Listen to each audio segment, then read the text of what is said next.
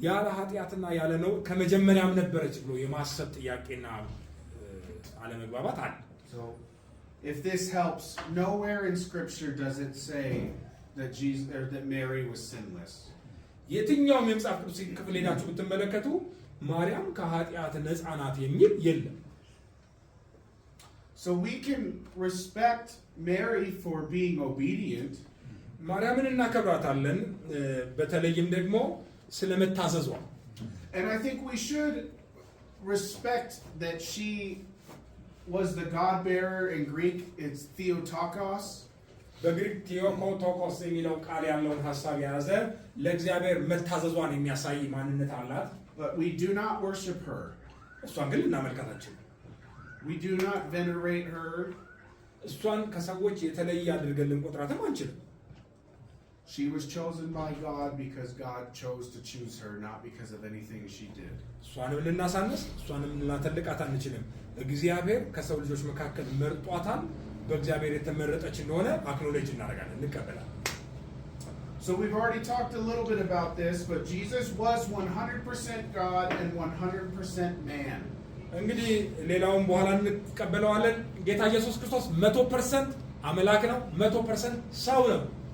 He wasn't his own thing, which is heresy. Homoiousis.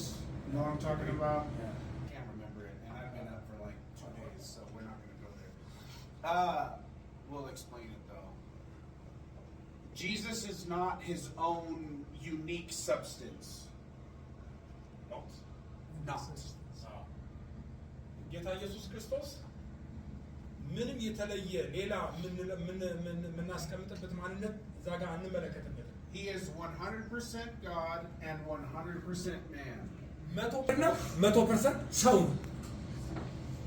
I know that is difficult to understand. ይሄን መቼም 100% መለኮት 100% ሰው የሚለው ለመረዳት እንቸገራለን. I guess I signed up for the hard chapters, didn't I, Jerry? እንግዲህ ጄሪ ሰጠኝ በጣም ጠንካራውን ክፍል ነው. That's okay. ግን ያ Jesus did not lose his divine nature. ጌታ ኢየሱስ ክርስቶስ በመሰቀልና ራሱን በእንዲህ አይነት ሁኔታ ውስጥ ሰጥቶ ከሙታን በመነሳት ውስጥ ስጋውን ወይ ማንነቱን አልተወም ወይ ደግሞ ያ ማንነቱ አልተቀየረም. በዛው ማንነቱ ነው ሰው በመሆኑ ውስጥ ነው ያን ዋጋ የከፈለው. But as we said, he assumed a human nature. እና ሰዋዊ ባህሪ ሰዋዊ ማንነት እንዳለው እንረዳለን. And so the human Jesus experienced hunger, thirst, weariness, and temptation.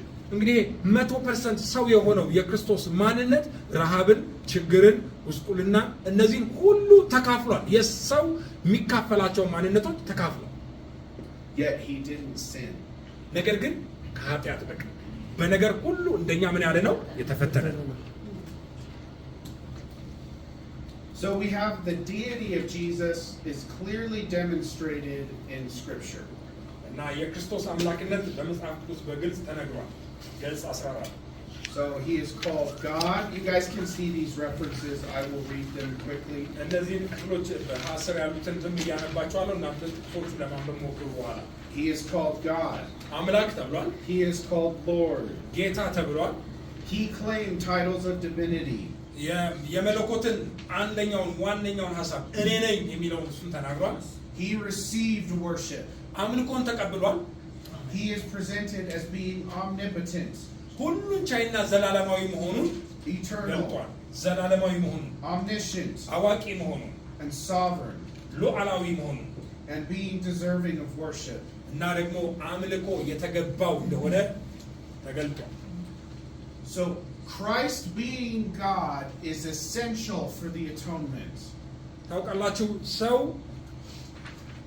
በክርስቶስ ኢየሱስ እንዲያምንና የዘላለም ሕይወትን እንዲቀበል ክርስቶስ አምላክ መሆኑን ማመን አለበት. Because humanity's sin is too large for any other sacrifice to do. ታውቃላችሁ በሰው የተደረገው የኃጢአት ማንነት በየትኛውም የመስዋዕትነት ሕይወት ውስጥ ሊከፈል የማይችል በክርስቶስ ብቻ ተከፍሎ ሊዳንበት የሚችል ማንነት ነው ያለን.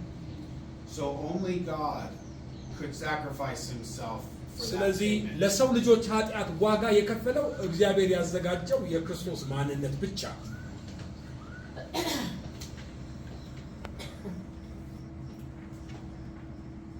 So as we've talked about some, there are false views of Christ's humanity and his divinity. እና በታሪክ ውስጥ ስለ ክርስቶስ መለኮታዊ አሰራርና ማንነት የተገለጠ ሐሳቦችን እንመለከታለን። So in church history, በቤተ ክርስቲያን ታሪክ ውስጥ there was Arianism, ኤሬኒዝም የሚባል የስተት አስተምሮ ነበር። and Arius taught that Christ was created. እና ይሄ የኤሪያንስ አስተምሮ ምንድን ነበር? ክርስቶስ የተፈጠረ ወይ ደግሞ የተዘጋጀ የተሰራ ነው የሚል ሐሳብ አላቸው። But then there was Apollinarianism, ሌሎች ደግሞ ፖሊናሪዝም የሚባሉ አሉ።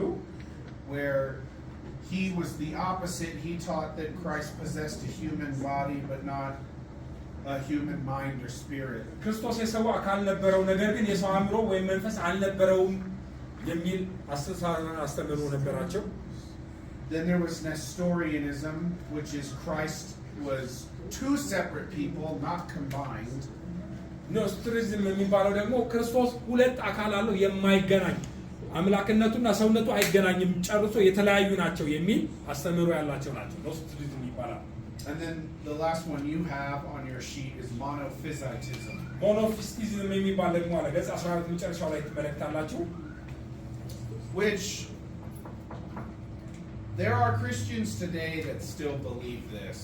ዛሬ ላይ ክርስቲያኖች ይሄንን አስተምሮ የሚከተሉ ሰዎች አሉ በምድር። Some branches of the Orthodox Church አንዳንዶች የኦርቶዶክስ ቤተክርስቲያን አማኞች ይሄንን ሐሳብ ነው የሚከተሉት። teach this. ይሄንን ያስተምራሉ። So if you want to go back in church history, you can see the Council of Chalcedon. እና የተለያዩ አስተምሮቶች በምድር ላይ ተመለከታላችሁ። Which affirmed that Jesus was and is eternal Son of God. ኢየሱስ ክርስቶስ ዘላለማዊ የእግዚአብሔር ልጅ እንደሆነና እውነተኛ የሰው ልጅ ባህሪ እንዳለው አረጋግጧል። And that one nature did things the other nature did not. አንደኛው ማንነቱ አምላክነቱን፣ ሌላኛው ደግሞ ሰውነቱን የሚገልጥ። So two natures, one person.